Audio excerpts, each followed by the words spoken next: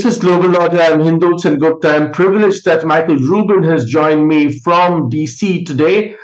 He, of course, is a senior fellow at the American Enterprise Institute, and also he has worked in the Middle Eastern desk of the Pentagon.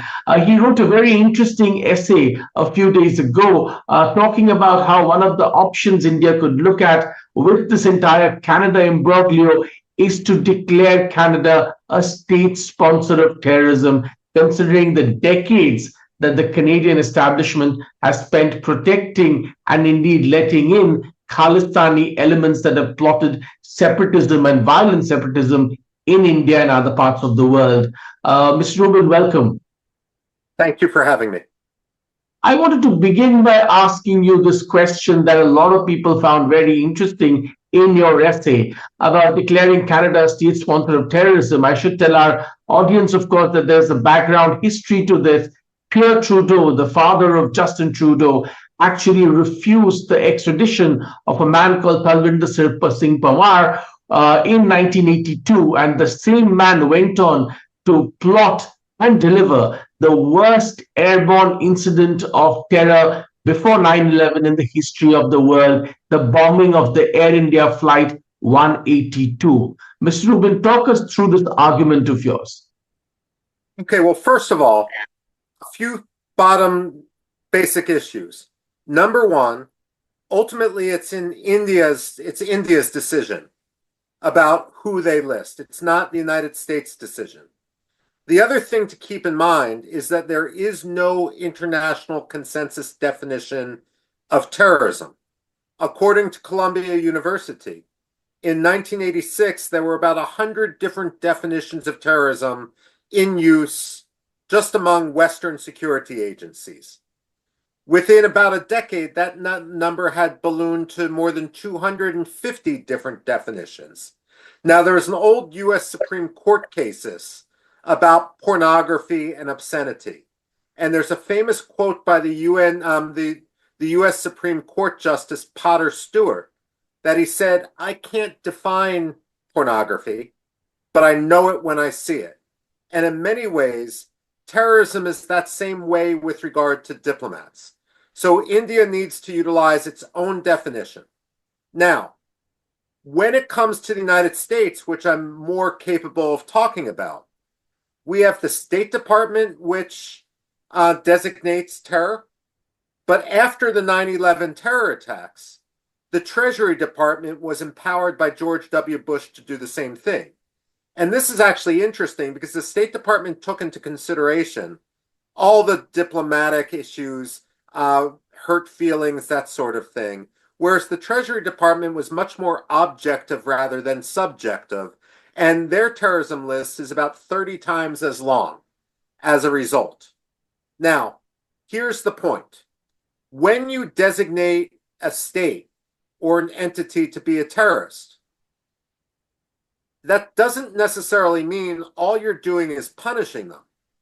The idea is you stigmatize them in order to encourage them to address and reform the issue at play. So, a different example, Hindul. The United States repeatedly has criticized Armenia and Cyprus for being states of money laundering concern.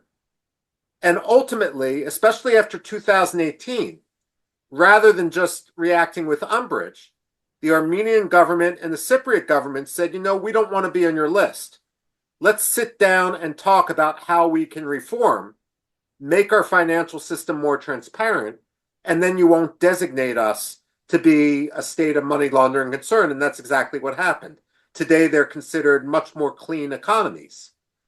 Now, when it comes to designating Canada as a terrorist state, clearly, Canada hasn't been upholding basic norms with regard to allowing its territory to be used as for money laundering by Khalistani extremists, and it's become a safe haven for some terrorists. And for too long, as you said in your introduction, Justin Trudeau and his father have turned a blind eye to this. Perhaps it's because of naivete. Perhaps it's because of cynical political calculations. Regardless, it happened. So why can't India designate Canada a state sponsor of terror? It would make headlines. It would shake investments. And you know what? It might lead Canadian politicians to say, hey, we actually got to start taking this seriously. And the last point I would make is there's something very wrong in our society when only, excuse me, European or American states led by white men can designate terrorism and expect everyone else to just listen to them. I mean, India, as the world's largest democracy, deserves to be listened to and deserves to have its concerns assessed objectively rather than dismissed subjectively. Stay with the point that you just made, Mr. Rubin, because this is the other point that a lot of people are asking. We now know that 26 extradition requests were made by India to Canada over the years, asking the Trudeau government to help with the extradition of clear people who were, promoting terrorism from Canadian soil on India, including gangsters, narcotics people, and of course, Khalistanis. Now, many of these Khalistanis began to put up the photograph of the Indian High Commissioner, the ambassador to Canada, and putting a bounty to his head, and putting up videos where they were shooting guns at his picture and clearly asking for him to be killed and other senior diplomats to be killed. Now, talk to us a little bit about this. Would any country tolerate this?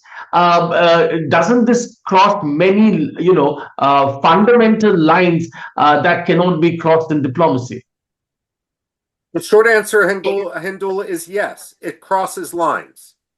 Now, I tend to be a free speech hawk, and sometimes militants, terrorists, extremists will say, we have every free speech right to incite violence like this. But the fact of the matter is, by law, at least in the United States, they have no such right. The famous example, you can't scream fire in a crowded movie theater. If you are threatening violence, if you are inciting violence, you are in part responsible for that violence. The same thing happens, for example, with regard to a murder conspiracy. Law enforcement's not simply going to go after the person who pulled the trigger.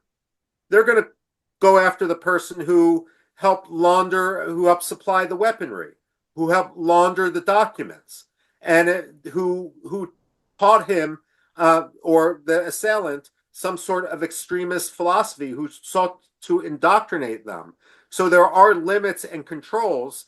That doesn't mean that you are, in many ways, you're protecting free speech, because the basic problem we have with some of these Khalistani extremists is that they want to talk the talk of Western liberal society, but they don't want to walk the walk. They want to take advantage of the system without actually buying into the principles of the system. So I'm going to ask you, and this is the point, the sub point, as it were, that you made in your essay. Some people ask, where is the line drawn?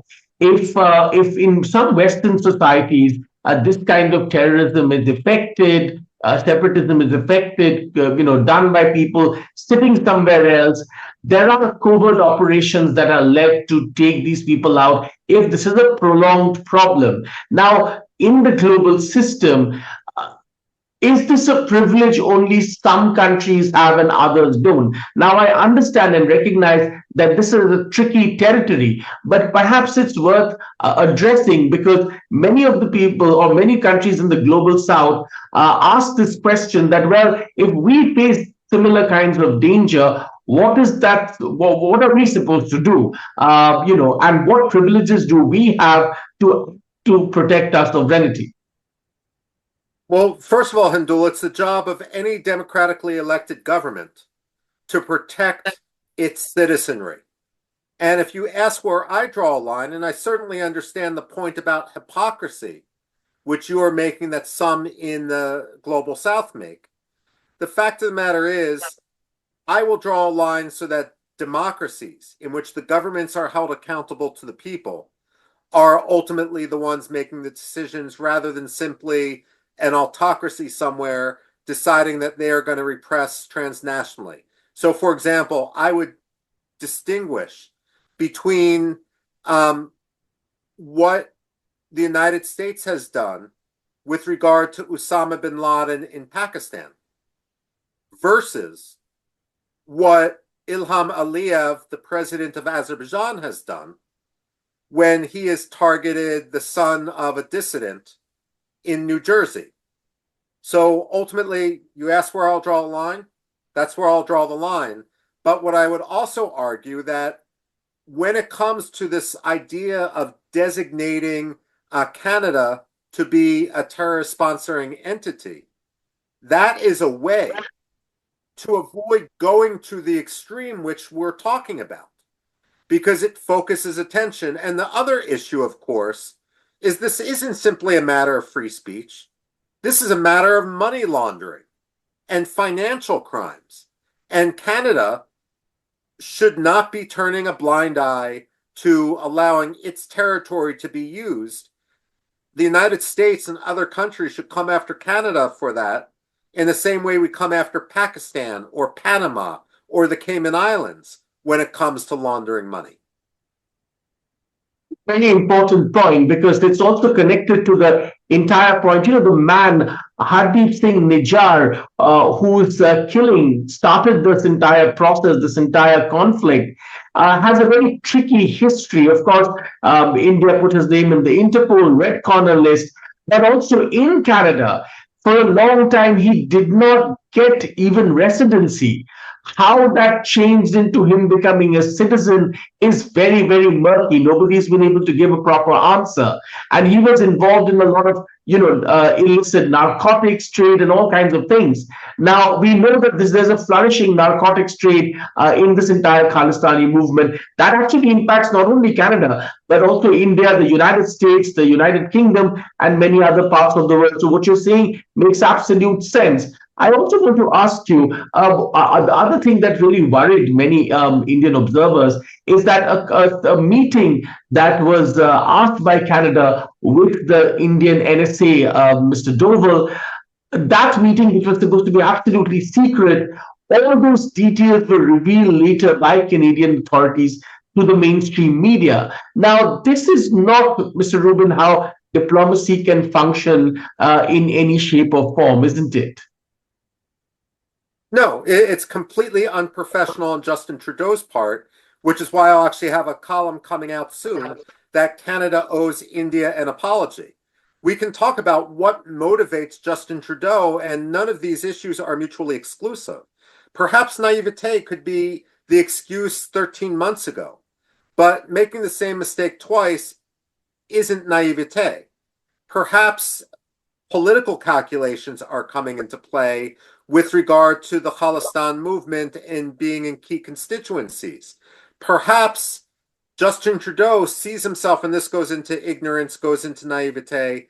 Perhaps Justin Trudeau sees himself as a traditional progressive, sees himself as a human rights activist, and doesn't realize that Khalistani extremists are hijacking the rhetoric of human rights for a malign intent. There could be other issues at play. Part of it right now could simply, I hate to say this, be racism. When you have Justin Trudeau, who basically attacked Prime Minister Modi, he was shut down 13 months ago. He was made to look like a fool because he didn't have evidence. Now he's done the same thing again. Perhaps it's because he's taking umbrage in a very personal way at having been dressed down by someone who isn't a European leader. The other issue, which hasn't been talked about enough, in Canadian politics, there's been a number of scandals with the Liberal Party of Canada and Chinese money. So, for example, back around 2016, Justin Trudeau was the center of a cash for access scandal in which Chinese Canadians were hosting Justin Trudeau and collecting large amounts of money for the Liberal Party of Canada. Back in 2022, you had Canadian law enforcement say that the People's Republic of China, was trying to subsidize certain parliamentary campaigns a few years earlier in election interference.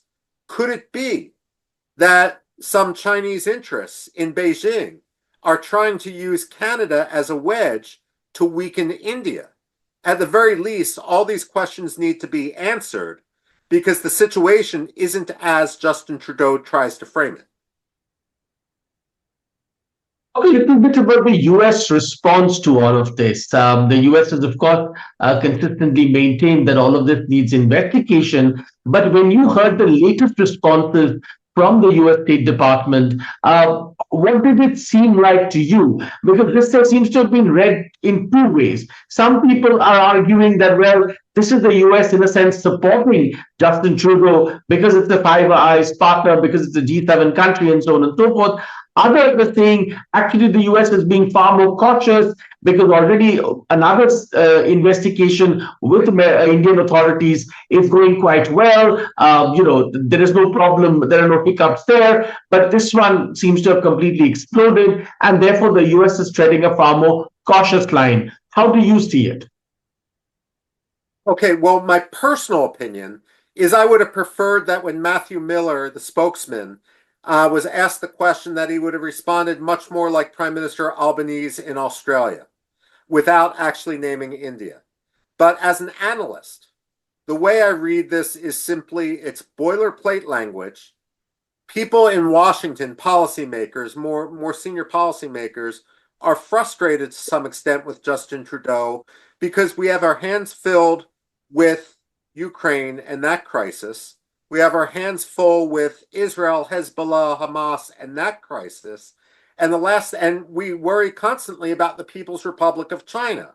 So the last thing the Biden administration needs at this point is a diplomatic crisis erupting between two countries, our neighbor and second largest trading partner, Canada, and India, who we see as our partner for the 21st century across administrations. And so the way I sort of read the response was simply the United States and the Biden administration in particular are kicking the can down the road until the administration's over and it becomes another U.S. administration's problem. And of course, there's probably a hope, depending on who wins that election in November, that Justin Trudeau in his forthcoming election will lose. That said, I wish the United States would speak more openly and clearly and with moral clarity. And at the same time, you're absolutely right, Hindul, that the United States has worked with India much more productively on the Panun case. But, and that should be juxtaposed to show how improper some of Justin Trudeau's statements and actions are. At the same time, however, we can't exculpate the United States, because while we are starting to take the problem more seriously now, we have let the Khalistani extremism grow too far, too long. And this can also be seen by some of those who visited the White House on the day or the day before Prime Minister Modi came to meet President Biden. We had some, at the very least, we can call them apologists for Khalistani extremism. That's the sort of decision in the White House that never should have been made or allowed. I'm glad you mentioned this incident, Mr. Rubin, because that was going to be my next question. Some people worry in our part of the world that, that America shouldn't be making the same mistake that perhaps it made, a few years ago with Islamists. And in a sense, the same Khalistani movement that seems today to be, in a sense, one step removed in Canada and other parts of the world. But this Khalistani movement is also present within the United States. And in fact, the same kind of narcotics networks and many other kinds of networks that the Khalistanis are involved in are also penetrating the United States itself. So, when the Biden administration gets apologists, as you call them, over just a day before a Modi visit, it sends the wrong signals at the very least. And it also emboldens the worst characters within the broader Khalistani movement. Do you feel that this not enough seriousness is being given to how big a crisis this could be perhaps a few years down the line? You're absolutely right, Hindul, and I agree with you. I actually wrote a similar piece for an American publication, the National Security Journal, which actually fleshed out this argument, which you also happen to be making. Um, Look, as an analyst again, I would say that the United States has a bit of an excuse for some of its ignorance, simply because we didn't have an incident like Air Canada 182. And therefore, Khalistani terrorism wasn't on our radar screen to the extent it should have been in Canada. But after two attacks on the Indian consulate in San Francisco, we need to be waking up. And then, of course, we have the gang violence, the mafia, and so forth among some of the Khalistani extremists. I note the Bloom report in the United Kingdom, which every American official should read, which basically showed how Khalistani extremists are trying to hijack the institutions of a peaceful and successful Sikh community in the United Kingdom. And perhaps the same thing's happening here. And as you point out, it's the same sort of thing that happened with some Qatari funded organizations like the Islamic Society of North America or the Council on American Islamic Relations that hijacked Muslim American umbrella organizations for the purposes of the Muslim Brotherhood in this case. Now, one criticism I would make in the American political sphere is this: the Indian American community is split across party, but tends to trend towards the Democrats. And that's fine. I mean, the Jewish community is the same way. The Armenian community is the same way in the United States. But this is the problem. As you've had Sikh extremism, Khalistan extremism, it is often morphed not only in terms of the separatist demands, but also in terms of Hinduphobia. And we have some very prominent Indian American politicians who I do not think have done enough to call out Hinduphobia when it's coming from a group which is seen as the progressive left. Hinduphobia, there shouldn't be a political question over it, whether you're a Republican, whether you're a Democrat, whether you're an Indian American or Jewish American or any other affinity group, should be condemned outright without regard to who may be in the White House. And I would hope that certain Indian American politicians would be much more vocal in the future about calling out the Hinduphobia that also lies at the heart of Khalistan extremism. Glad you made this point, and we have time perhaps for one or two last questions, Mr. Rubin. I want to zero in on this. Do you think there is deeper recognition that there is a Hindu phobia problem at an ideological basis to this entire Khalistani terrorism that's been going on for so many decades? Are American policymakers, senior analysts like yourself, aware enough of the point that in fact in the Indian Punjab, one of India's most prosperous regions, faced a 10-year-long terrorism problem because of this ideology, and India actually lost a prime minister who was assassinated by Khalistanis. There is a deep, dark history to all of this. How much awareness do you think really exists of this Hindu phobia? Very little. I mean, and let's face it, the problem, when I used to teach American political history as a graduate student teaching assistant at Yale University, my icebreaking question was, what is your earliest political memory?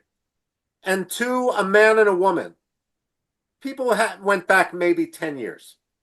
But sitting around the table, I'd ask them where they were from. And without batting an eye, people wouldn't hesitate to come to New Haven, Connecticut from 1,000 kilometers away. The concept of history and geography in the United States is fundamentally different than in many other parts of the world, where recent history can be 1,000 years ago, but people aren't going to move 10 kilometers away. Now, in this case, I'm not talking about India. India is a sophisticated democracy. I focus mainly on the Middle East, and it's more relevant there.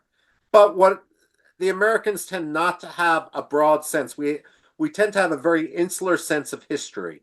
And that ultimately is a problem. We don't have much institutional memory. And as far as we're concerned, every US administration, Democratic or Republican, enters office and deserves a blank slate, as if history that happened before, in this case, this coming case 2025, simply didn't matter or didn't exist. So we don't remember 1984. We don't remember the Indira Gandhi assassination. We don't remember we don't remember Air India 182.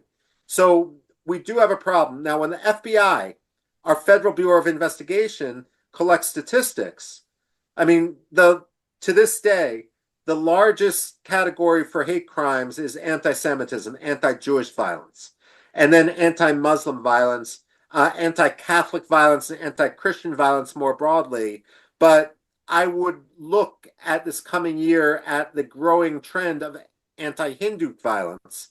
And what also worries me when I look at what's going on in the college campuses, and let's be blunt, a lot of what's going on in the college campuses with the protest movement with regard to Israel and the Palestinians isn't organic. It's funded from abroad. It's funded with Qatari money. It's funded with Iranian money. There's a reason why on dozens of American campuses, all the tents look the same, are the same color, come from the same distributor. I wouldn't be surprised if we saw, for example, the Pakistanis try to replicate the Palestinian strategy with regard to Kashmir, with regard to Punjab, and try to stir up anti-Hindu sentiment among naive Americans on our university campuses.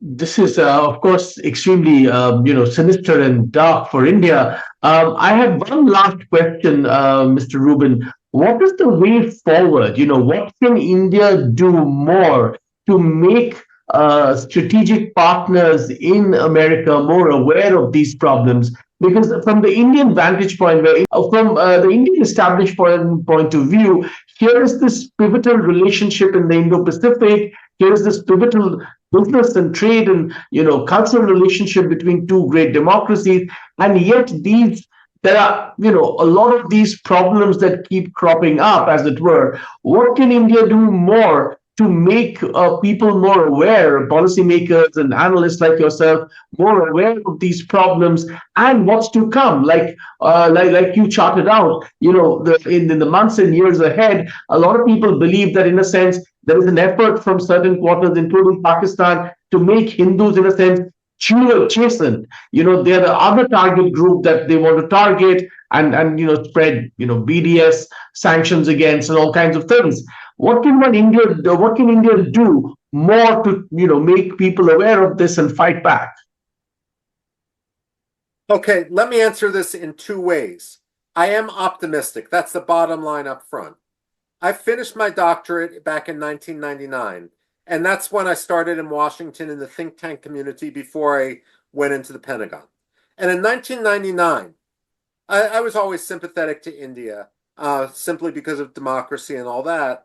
But if you wanted to have a nice whiskey, a fun conversation, a relaxing time, you'd talk to the Pakistanis. And if you wanted an argument, you'd meet an Indian diplomat.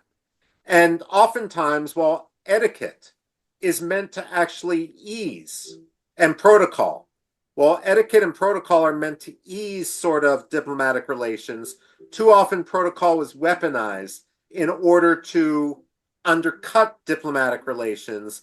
But I'd say both the United States and India have matured in their approach, especially since the George W. Bush administration, once we put the sanctions of the Clinton years behind us. And this has been bipartisan. It's been the Bush administration, it's been Obama, it's been Trump, it's been Biden. I can't think of any other issue which has been like that. But where I think we could actually improve, it's not just diplomacy, it's not just government to government. I hope in the future that India's bureaucracy liberalizes a bit to make it a much more conducive business environment, so that we have more Indian businesses in the United States and vice versa. When I look at the communist Chinese takeover of Hong Kong, and when I go to Singapore, or I've never been to Vietnam, but from what I hear from Vietnam, many of those Hong Kong businesses have relocated to Singapore or even Vietnam. And that should be deeply problematic from an Indian standpoint, where a single party communist dictatorship, for lack of a better word, is better at attracting businesses than the world's largest democracy. So I end with a bit of a critical note, but I think the trajectory is in the right direction. And only time will, it will only strengthen with time. I really thank you for your time to take us through all these very complicated issues and your very astute perspective on many of them. I really thank you for joining me from DC today and spending this time to talk me through all these issues. Thanks very much indeed. Thank you, Hindol. And of course, for many of these conversations, you can join Global Order. All you need to do is press the bell icon. Thanks very much. We'll catch you again soon.